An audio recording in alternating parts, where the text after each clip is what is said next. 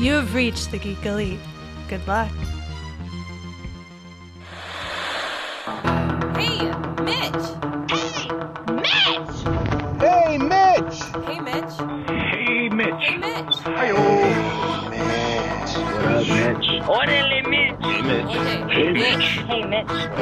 Hey, Mitch. What up, Mitch? Hey, Mitch. Hey, Mitch. What up, Mitch? Hey, Mitch. Hey, Mitch. Hey, Mitch. Hey, Mr. Booth. Hey, Mitch, Hey, Mitch! Hey, Mitch. Hey, Wyatt. Mitch. Mitch. Hey, Mitch. Hey, Mitch. Hey, Mitch. Hey, Mitch.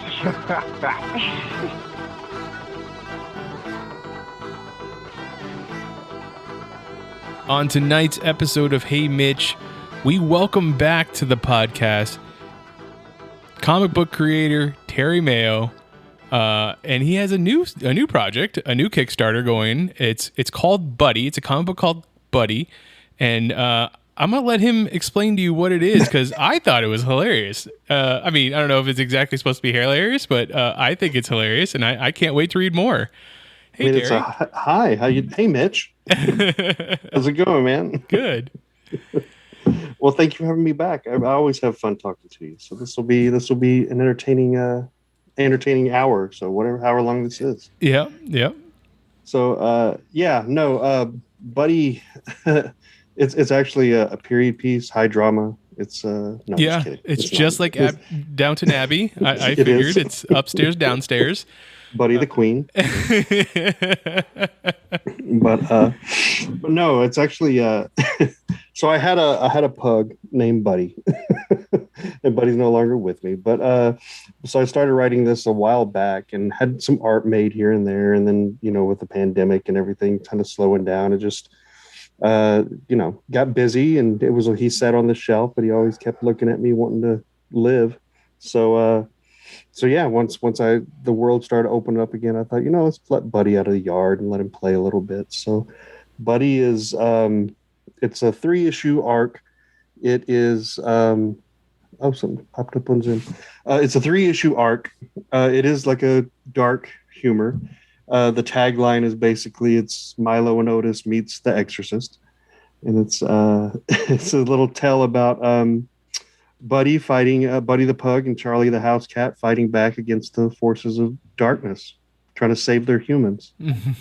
So it's a very serious tale. Obviously, very serious. I mean, I love the tagline of Milo and Otis meets The Exorcist, and the preview pages that you let me look at definitely give that feel. I loved it. I loved seeing where the two animals go.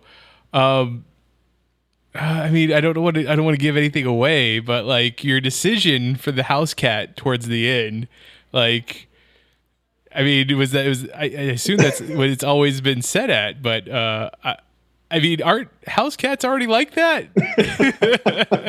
on some level, and I did, without giving too much away. There's obviously some changes that have been made here and there along the way, because like I said, Buddy is actually Dave and I started on this journey 4 years ago or so. So I didn't even send you the original. Maybe I did. You did. The original. I did. Okay. So I sent you the original artwork and stuff. And it's changed a little bit since then, but it's yeah. But yes, cats are always evil. Always going back to that. If you learn nothing else from Buddy, cats are always evil. So now, you said it. David Schwartz is your artist on this, and you met him 4 years ago, or you've known him for longer than that? I've known Dave for a little bit now. So he was when I was still with Alterna. I had a book called The Wicked Righteous, and he had a book over there that he wrote and drew and everything for it called Feast or Famine. And so I met him just, I don't even know how, probably social media, I would guess, but it's been 4 or 5 years ish, give or take. And we just, I've always dug his style, and I think it's quirky and fun. And so we got together and we did some short stories for The Wicked Righteous and it came out on a Wednesday, which was through Alterna. And I had fun working with him. So when the time came to bring Buddy to life, I was like, I would really love to see the way you draw this dog. So, and it's been fun, and he likes doing it. I love working with him. Yeah, you and Dave started working on this project you said 3-issue arc. Are there plans to go further than that? I mean, I need to know more about Buddy. It's the initial 3-issue arc. So, I mean, it's what I would love. Best case scenario, which I'm already talking to some publishers, but the best case would be we kickstart this first issue, and then kind of get the word out there. And I do see Kickstarter as one of those ways to kind of sell your product in every sense of the word. You're getting the word out there, and then showing people what you can do. But the long-term goal would be that it's picked up by a publisher, and then get the 3 issues out there and then see what happens after that. Because I would love for Buddy to have a long, healthy comic book life. So I mean, this isn't your first time on Kickstarter. What brought you back to using this system? I think that because everybody's doing it, maybe. I mean, the first time I did it, because this is only my second one, and I'm not I'm leery of doing stuff like this because I don't feel like I'm a great salesman, because I always feel like gross inside when I'm like, hey, you should come buy my book. I'm more like that guy in the background who's like laying the book on the table and then just kind of stepping back. If you want to ask me anything, you can, but I'm not going to bother you. So yeah, it's just not my area. It's not my comfort zone. But Dave is actually doing one for a book Dave Schwartz is doing one for a book that he is wrapping up right now, called Confederate Monster. And he was like, I know you don't like Kickstarter. I know you don't like crowdfunding, but I can help you along the way. And I think we could really do this. So I was like, all right, well, I trust you. So if this goes down in flames, this is all Dave's fault. Blaming him. I mean, it's always good to have a fall guy. I understand. Someone to point the finger at. Yeah. So what are we looking at for goals? What's the goal for Kickstarter? When's the end date?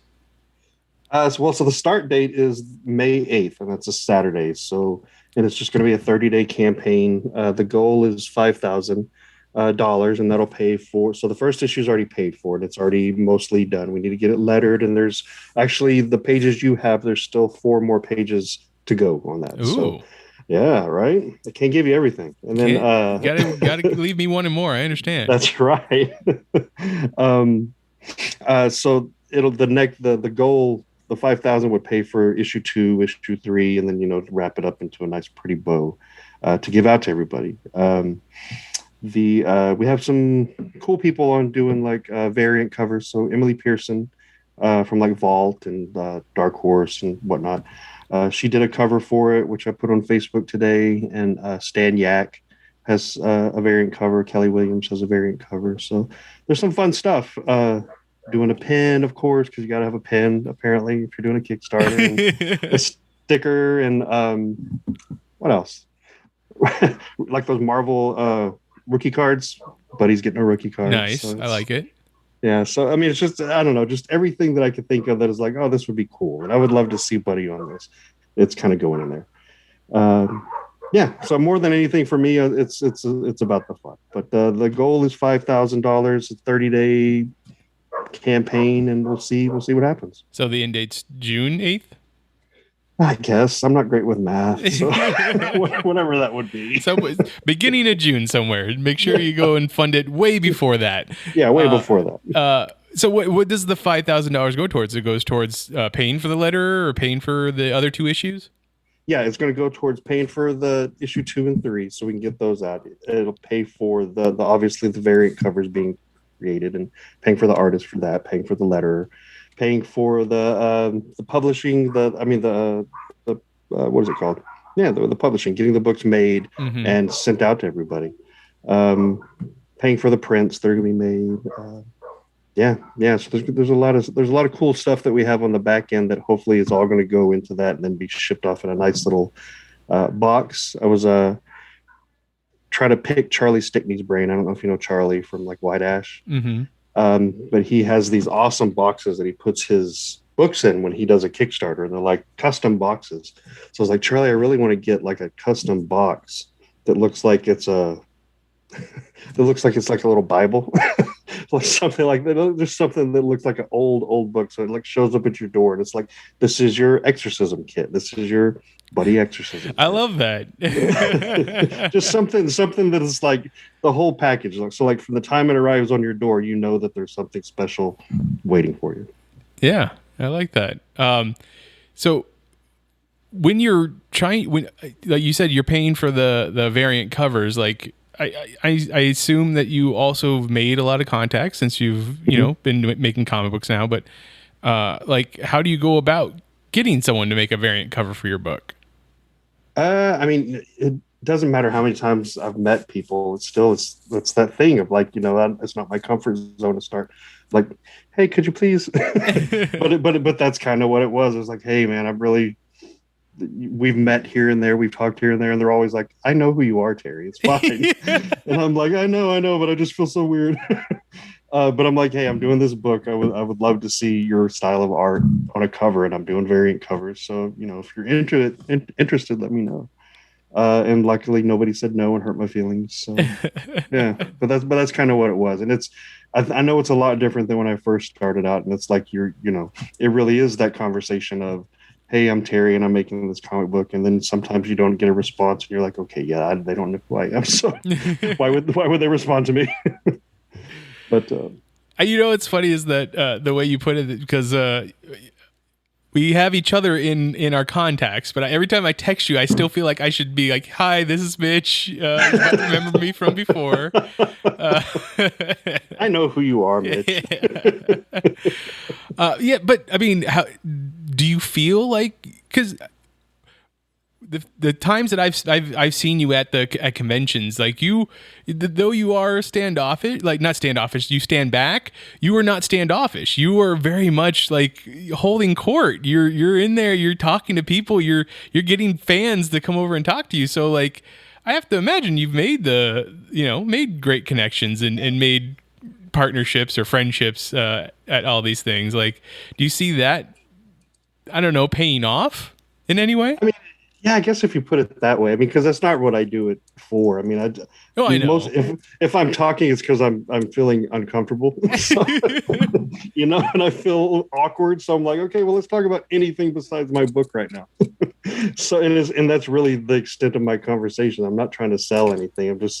I think it's so cool to like go to these conventions and like meet people who are like in the creative field and they're making something and they're excited about what they're making just as much as I am. And just to have that circle of people that you can have something in common with, no matter what the occasion is, that's cool to me. And I think that does translate. It's not purposeful, it's not intentional, but it does pay off in the long run as far as like having those contacts when you I guess need them.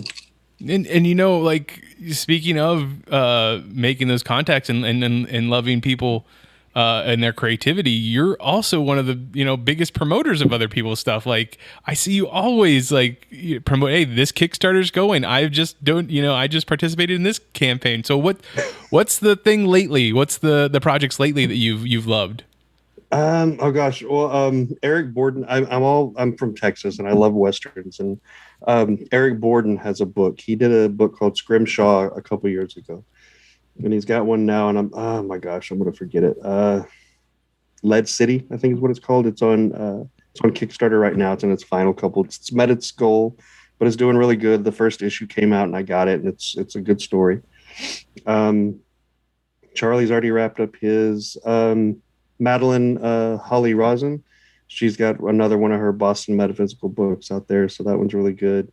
Everything she's put out has been really good. And yeah, I mean, I'm a fan. I'm a fan of this stuff. So, so I love being able to be like, oh, this is so cool. Let me share this with everybody that will listen. So, but yeah. It's okay. So then, as a writer yourself, when you go towards a comic book, do you look for the writer first, or do you look at the artist first, or does neither matter? You just go for whichever. Honestly, if it's a property that I'm not familiar with, I do want to know who wrote it, just to see if it's someone that if I can connect the dots to something that they've written before, and I'm like, oh, this is really cool.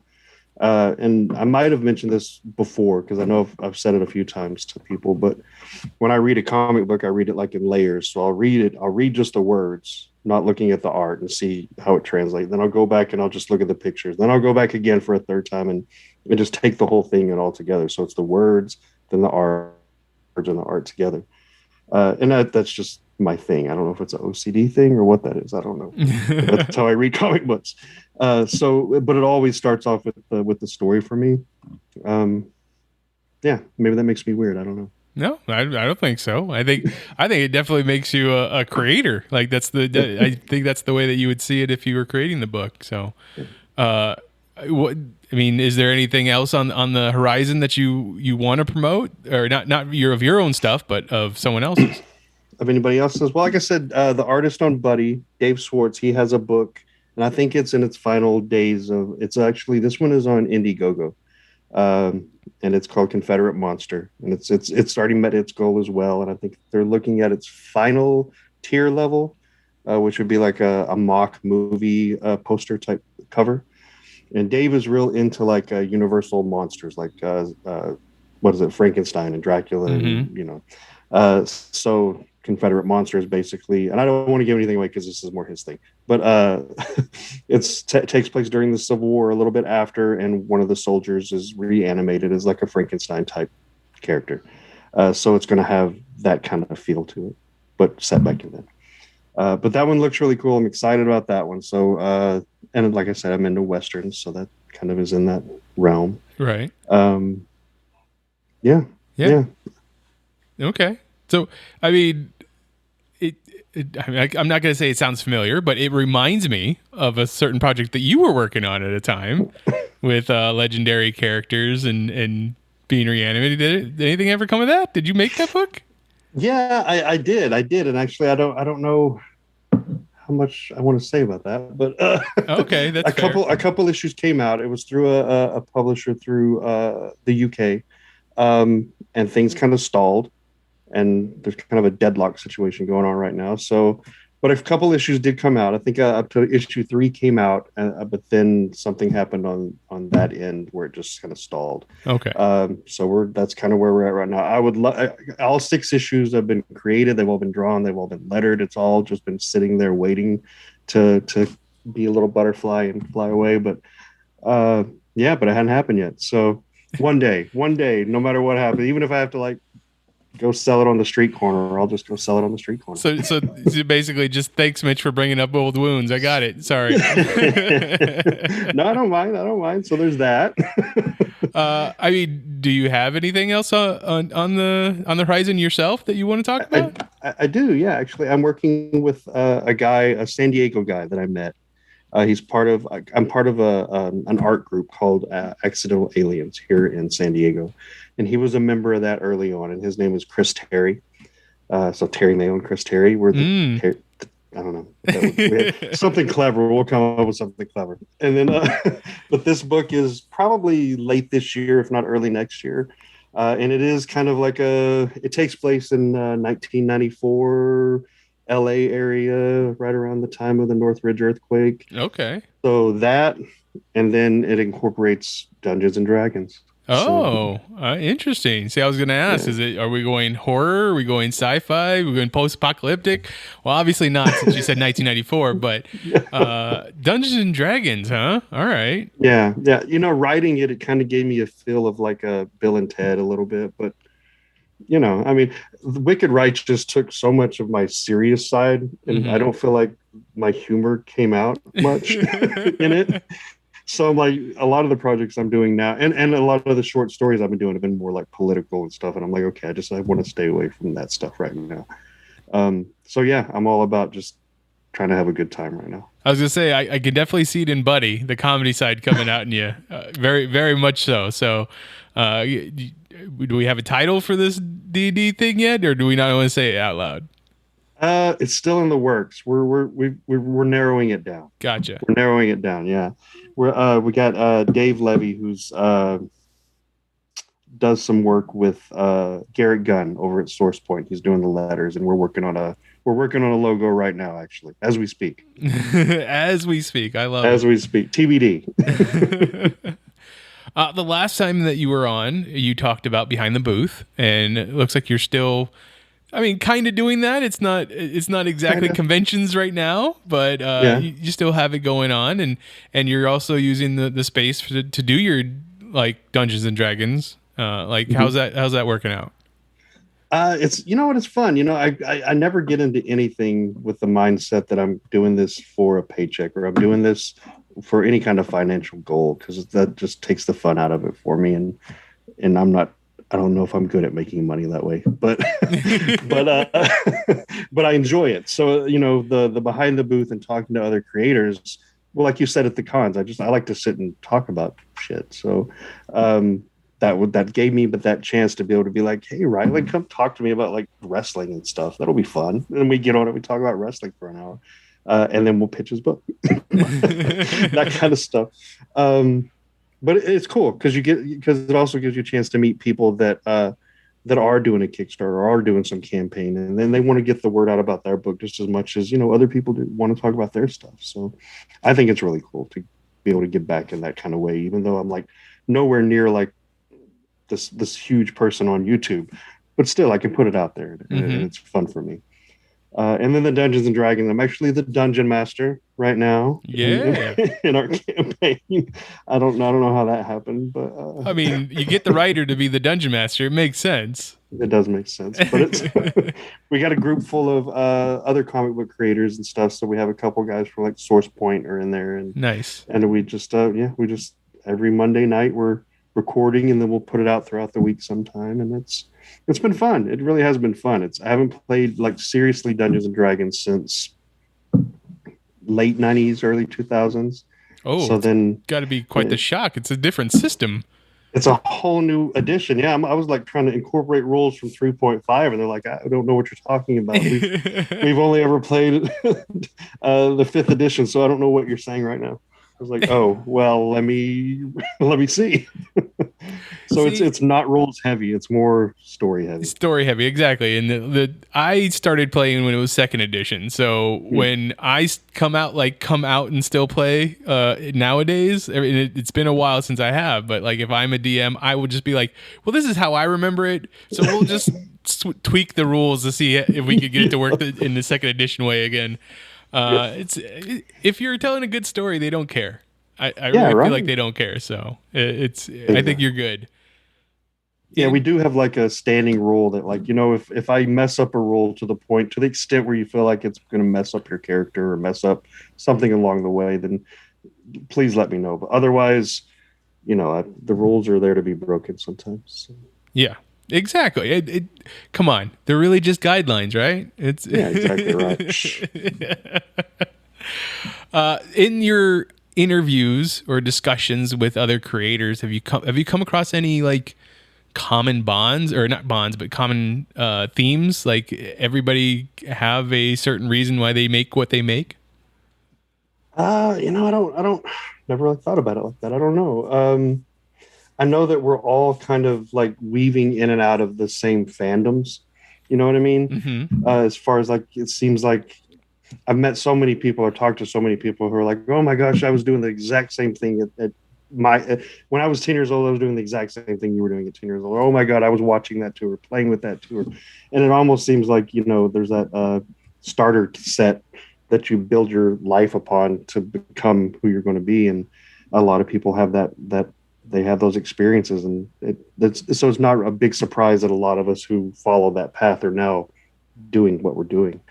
So I don't know if that answered your question at all, but yeah, no, it does. It really does. I mean, it's interesting to see that we're all kind of influenced by the same thing. Yeah.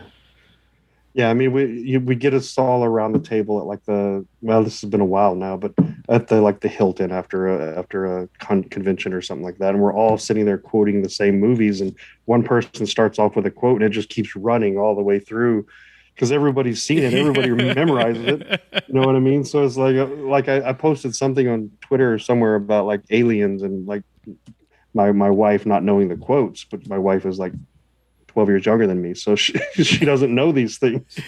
But so it's way over her head. So when I go talk to these people, and they're like, returning a quote to me. I'm like, oh yes, I found my people. Yeah, exactly. So what do you have your eye on the first convention you're going to go back to? Well, I mean, as you know, I work in the medical field too, so I'm kind of being careful. Yeah. A, because I feel like it's important that you're careful right now, and then B, the hospital that I work with, they're pretty strict about you if you're going to work at the hospital, you can't do X, Y, and Z. Right. But I wouldn't even need that guideline because I don't really plan on going back to any conventions probably until 2022 ish. Yeah. No. Of course. Yeah, so I know that San Diego's doing something in December, but I don't think I'm gonna, or November, but I'm not gonna do that one. I don't think that's gonna happen. Do you really think that's gonna happen? I think they're gonna. I don't know. There's been a lot of pushback on it. There has, and I think it's rightfully so. Honestly, Yeah, I mean, exactly. I know a lot of people want to get back to normal, and I do too. And I want to as well.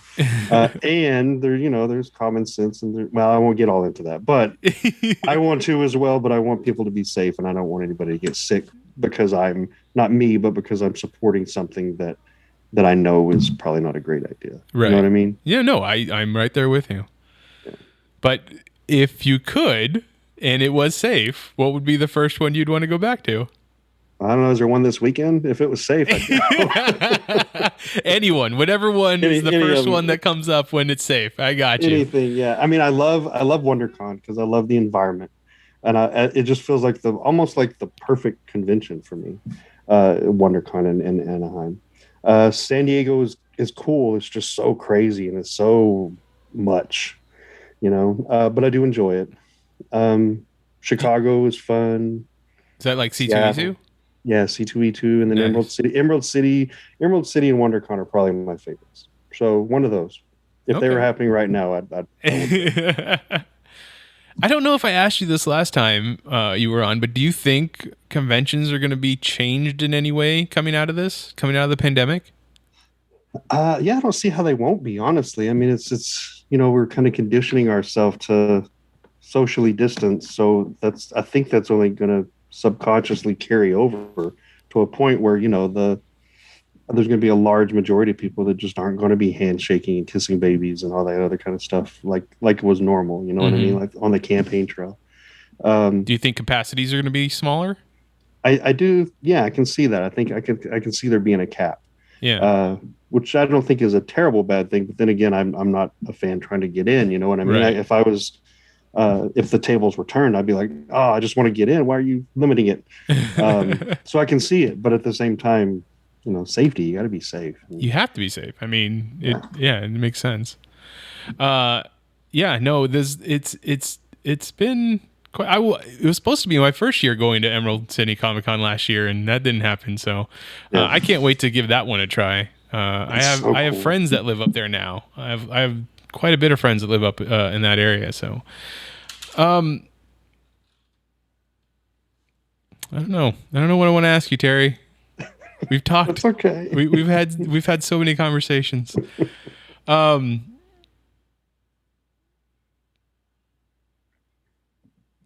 Emerald City is fun. Where they have it, just because I'll talk about Emerald City because it's a cool convention, but where they have it, like down in the very downtown part of Seattle, right? And it's got that sky bridge going over, and it just has this awesome feel to it. It's not like any other conventions that I've really been to where it's like even Chicago. Like I didn't even know I was at the convention until I walked in the door. I was like, it just was so busy and there was so much going on, like on the streets. And it's almost like, well, here's a secret entrance, and you walk in and you're like, oh, okay, well, here's all my people.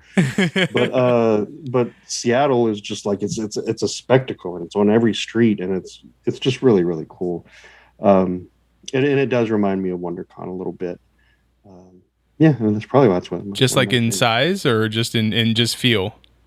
In feel, because I mean it's big, and one of the cool things that I like about it is that like up on like the third or fourth level of the convention center there, it's all just the whole floor is nothing but artist alley. Mm-hmm. So I mean it's the biggest artist alley I've ever seen, and it's just like the whole floor, and it's it's pretty sprawling. I would say not the entire like size of WonderCon, but maybe if you cut WonderCon in half, that the floor capacity, that it's that of Okay. just Artist Alley, and it's wild. It's wild. It really is. Very cool.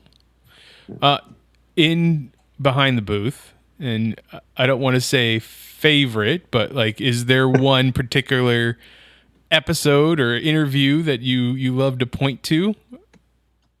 There was, yeah, I guess so. There's two, right? So one is with one of my friends, Scott Lost, and Scott is a former wrestler. He was like on like the lower, whatever you call it, the lower circuits, the minor league. I don't know what you call it. But he was in that. So I started off the video with like a video of him like in the ring and wrestling and doing all this kicks and stuff. And so then he makes this book called The Second Shift. And so we decided well, why don't we just read part of your book, but we'll do it as like wrestlers. So we did like a voiceover of his book, and he played like, oh my God, who was it? Dusty Rhodes, and I played Macho Man Randy Savage. So I'm like reading his books. I was like, oh, watch out, he's about to get you. So I don't know why, but it was fun. It was a fun interview. Sounds like a fun time. It was. And then another one was with another one of my favorites was with Fred Packard, who does a book called Skyland with Source Point. And we did like this, it was called Celebrity Tyke or Jedi Knight. So I would put a name up on the screen and basically say, is this a name of a Jedi or is this a name of like a celebrity's kid? And because they're wildly, similar. And I don't know why, but it was fun. It was just fun. It was just like that little whole give and take of like, oh my God, are you going to get this? And because I would have bombed it, but he did really good. Oh, I love that. Is there a artist right now? I don't know if you get a weekly pull of comic books, but is there an artist right now that you would love to work with that you aren't already working with? Well, I mean, the people I'm working with, I love them, and that's why I'm working with them. But I guess if I had like a dream wish list, gosh, what is his name? It's Steve McNiven, the guy who did Old Man Logan and Civil War. I think that's his name. Yep. So him, because he's just he's a beautiful artist. Beautiful artist. His was actually one of those books where I like would skip the lettering first, skip the words first, and just dive right into the art because it was just so mind blowing. So him, and then Tamara Bonvillain, I love her colors. She's amazing at colors. So those two, I guess, would be the artists that I would love to work with one day. So one time I walked up to Steve McNiven at a Comic-Con. I think it was San Diego. And he was just talking to fans, which was cool. And I had a question I needed to know from Origin. When there's a scene where it's supposed to be, well, at the time, James Hallett's grandfather, like it looks like he holds up his own hand, and someone else says, no, he's holding up little James's hand, and you see the little claws. And like he's like, I know, like he's telling what Rose, like I know all too well about what happened with James. Mm-hmm. And I asked him, is that his hand or is he holding up like little James's hand? He said, that's our secret. Like he didn't want to tell me. I was like, come on. Hey, I mean, there's got to be some inside jokes. There's got to be some secrets that you keep. Yeah, it's fair. I get that. Fair. I can get that. Yeah. Yeah. I won't lie and say that there haven't been like panels where I've just snuck something in and it means nothing to anybody except for me. So yeah, I can see that. I love that. I love that a lot. Okay, so what are you reading? The Last Ronin, really, I love it. What was it, Tom Waltz over at IDW? So that one has my attention right now. And honestly, everything that I'm reading besides that one probably is all indie. It's all Kickstarter, Indiegogo. Like not shows, but if somebody online is like, hey, I've got this book, I would love you to read it. I'm like, yeah, send it away. Let me read it. Because I have gotten to that point where it's like I love reading, not undiscovered, but I love reading like the stuff that doesn't get as much eyes on it, and it kind of invigorates me to be like, get back in that mindset of like, I love writing, and it's easy to get distracted in the world that we're in now, and it's easy for me to get distracted because I have like 35 kids and, and like 35 jobs, and but reading stuff like that, and it's almost that feeling of their excitement, and I'm almost like feeding off of it a little bit, so it's a little selfish of me. Yeah, I'm a succubus of sorts. I'm a comic book succubus. What'd you think of that reveal in Last Ronin? I haven't. Don't spoil anything yet, because don't spoil anything yet. I'm not reading it, so I was just talking about who the character is. Oh, okay, all right, yeah. No, go ahead. No, that's it. If I didn't know if you wanted to answer that or not. No, it's great. It's great, and I remember talking to Tom. It was one of the last conventions, and I think it was Palm Springs, and it was when he was getting the book together, and he was sitting there, and it was like a dead convention, like no one had showed up, and so it was basically everybody going to each other's booths, and he was like, so we're doing this thing, and he started telling everybody the story, and it was like so wild because it's not, you don't, at least at the time I didn't picture the Ninja Turtles like that. I didn't picture that being like a post-apocalyptic or a revenge type story like it is. So yeah, no, I'm and Tom is a great storyteller, so you can't go wrong with that. Anything he puts out, I'll get.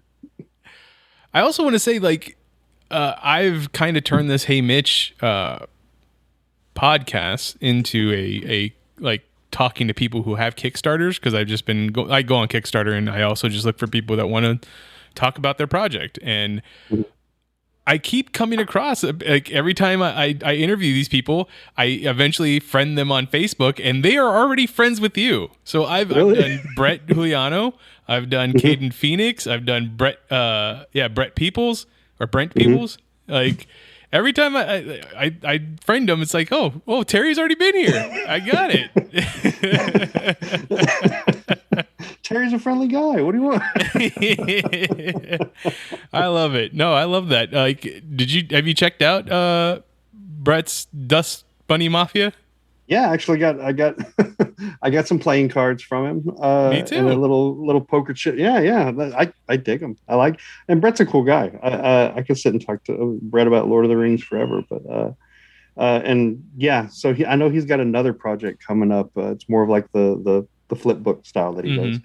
So I'll be back in that as well. And it is cool because without Kickstarter and running across like these random playing cards, which isn't even in my wheelhouse. I'm not a poker player at all, but just seeing the art that he put into it, and like his love for what he's doing, I was like hook, line, and sinker. So now, that's the beauty of Kickstarter. You get fans that way. It's a community too. It's a nice one that you seem to have found yourself in. Yeah, I dig it. Outside of comic books, what else are you enjoying at the moment? If you have free time with your 35 children and 35 jobs and creating all these great IPs. I mean, besides the Dungeons and Dragons, because that's a thing all in itself, and I think we could all come on and have fun talking to you one day. But that's a whole thing. But I have been getting into like I'm one of those people that canceled my cable and like got all the streaming services, and I'm like paying triple what I was paying cable. So it's like, I don't know how this worked out, but I need AT&T Plus now. So it's Apple Plus now. Yeah. But I was watching like everybody else, Falcon and Winter Soldier and Wanda Vision, and so yeah, all those shows that are coming out, I really like. I keep meaning to watch Kong versus Godzilla, or Godzilla, whatever it's called. It's Big Lizard versus Big Monkey. Got it. Yeah, and I keep meaning to, and it's like my goal to watch it before Mortal Kombat comes out, because when that comes out, I'm like, I might be calling in sick to watch that. Well, you got to watch the Godzilla versus Kong before the 30 days, because then it's not going to be on HBO Max anymore. It's going to disappear, right? I keep telling myself, I was like, this is not going to be around. I need to watch this. all my kids have seen it, and they're like, "Why are you?" Because I don't know. Maybe I'm just old. I started it and fell asleep, and they're like, "There's no reason you should have fell asleep." Well, I mean, I think a lot of people online are definitely saying the same thing. It's like you could have cut out all the people part and just gave me 45 minutes of the two of them fighting, and we would have been great. Like people enjoy the movie as is. It's just we were here to see the monkey and lizard fight. Like we need to see that. Yeah, know what you're selling, guys. So what are you thinking about Falcon and Winter Soldier? How you following that story right now?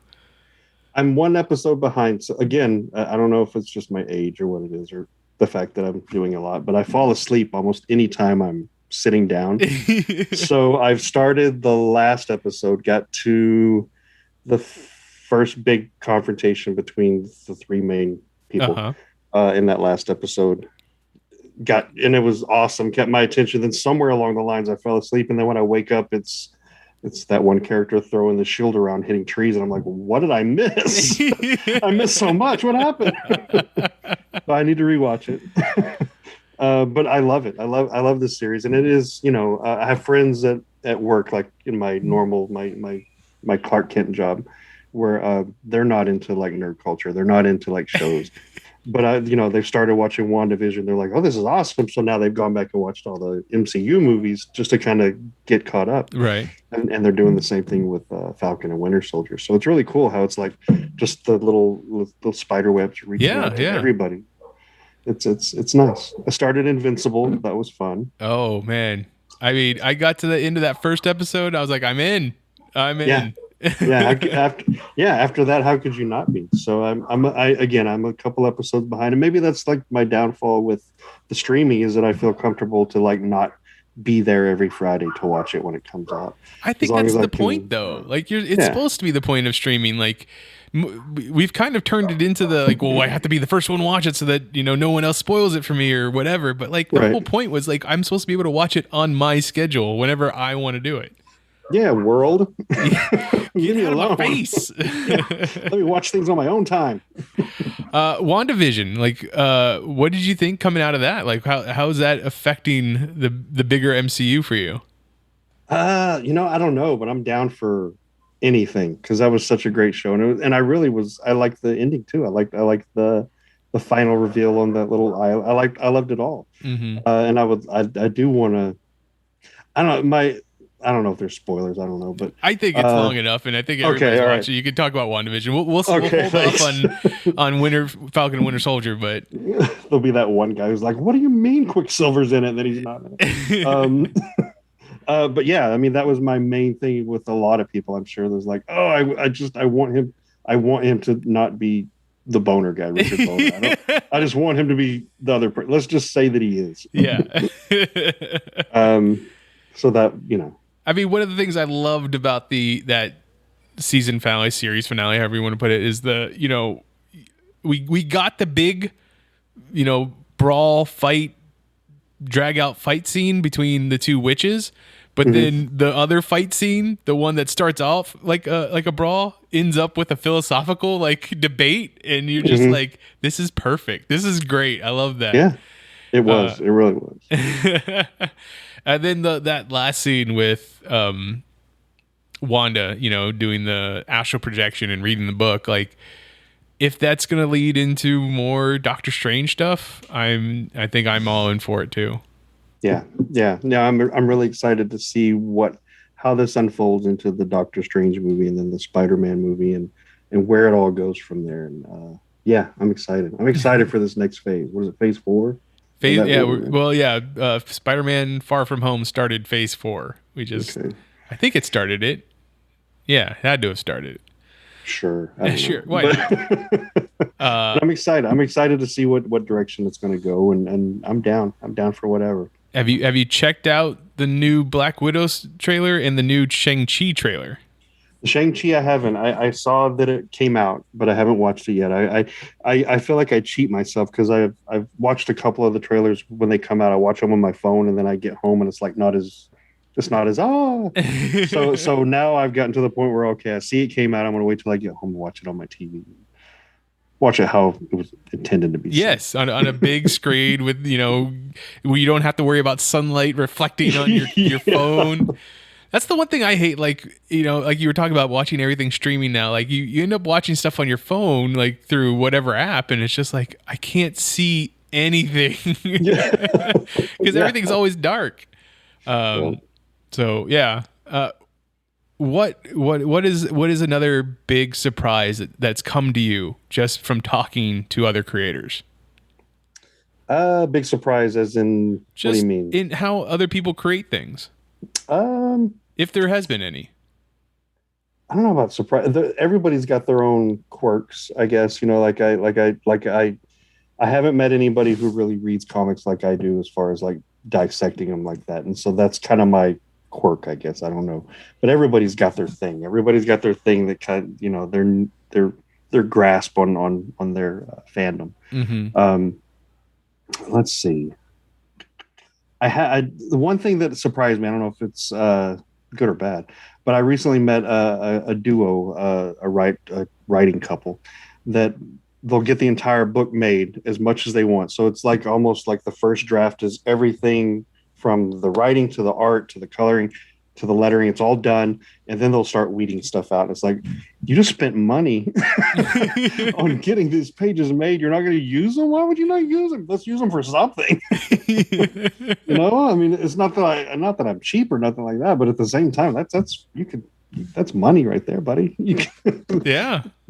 So I mean, that surprised me, but it works for them, and then they feel like the story that they're telling is portrayed a lot better by doing it that way. And I can't argue with the final product, and I don't want to put them on blast and say who they are, but because it's quirky to me, I don't want to. But the books that they put out are really good, and I enjoy the books that they put out. But seeing how much is left on the cutting room floor, it's almost like you see like movies getting cut, and there's so much left on the cutting room floor, and it's like I have nothing left on the floor when I'm done. It's all in the book. It's all in the book. I was going to ask you that when you write a script before it even goes to the artist, is there stuff that you edit out? Is there stuff that doesn't make it into the book? Yeah, I don't usually send anything out for art unless it's been like criticized many, many times and stuff has been taken out. And we've gotten to the point before where we've gotten to like the roughs, I'll do the script, send it out. The artist will come back with like, well, this is how I see the layout, and then I'll change things. And that would be like the final time I change. But once the artist puts, because and a lot of it for me, and I'm going to feel bad if the people I'm talking about ever hear me, but a lot of it for me is that like, the artist, this is their passion as well. So whatever they're putting on paper, whatever they're committing their heart to, that deserves to be seen too. It shouldn't be stashed away somewhere. So yeah. Yeah, no, that makes sense. That makes sense a lot. All right. So the book, once again, the Kickstarter starts on May 8th, mm-hmm. and it ends about 30 days after that. Sure. We're gonna get to $5,000. Anything else that you want to say about it? Just that it really is a fun project. This has been something that I never envisioned going anywhere, just because it is such a little quirky idea that I wanted to run with and play with. The Wicked Righteous was my story for my kids, my love story for my kids, and this is more my little love story for my little buddy that's not with me no more. So yeah, wherever this goes, whether it's $5,001, hopefully it's more than $5,000, then I'll be happy, and it'll give Buddy a chance to go visit people in their home for a little bit. Did you have a voice in mind when, like, for the other characters, like the mom, the dad, the priest? I did. I did, and I know I didn't send you the script along, so it's hard to tell, but they are the most inept humans you can imagine. So they're just, you know what I mean? They're one step above like Charlie Brown adults, where they're it's just, the story's about the animals, not about the humans. Yeah. All right, I love it. Where can people find you and find the Kickstarter? You just go to Buddy Comics? Yeah, so they can find, I'm talking about Buddy for the next month and a half, 2 months now. So that'll be on all my social media. So my Facebook, my Instagram, my Twitter, they're all Mayo at MayoTL, MAYOTL. And then Kickstarter right now, it's in the pre-planning phase. So if you just click it to get notified, then you're following Buddy on Kickstarter, and it'll shoot out a little email to you and say, hey, he's ready to come home. So you can then buy him on May 8th. Yeah, and it'll be fun. I promise. If you pick up the book, it'll be a fun book. And do you know Dave's social media? Do you want to give that out? Yeah, Dave Schwartz. So at Dave Schwartz Art, and that's Instagram and Twitter. Sounds great. If you want to find me, I'm at Mitchipedia, GEM stands for Geek Elite Media. The rest of Geek Elite Media is at Geek Elite Media on Twitter, at Geek Elite Media on Instagram, and Facebook.com/Geek Elite Media is our Facebook page. Check out archived episodes of this podcast and other podcasts on our website, geekelitemedia.com. But until next time, this is Hey Mitch on the Geek Elite Media Network saying always remember to geek out. This concludes our broadcast. Beep.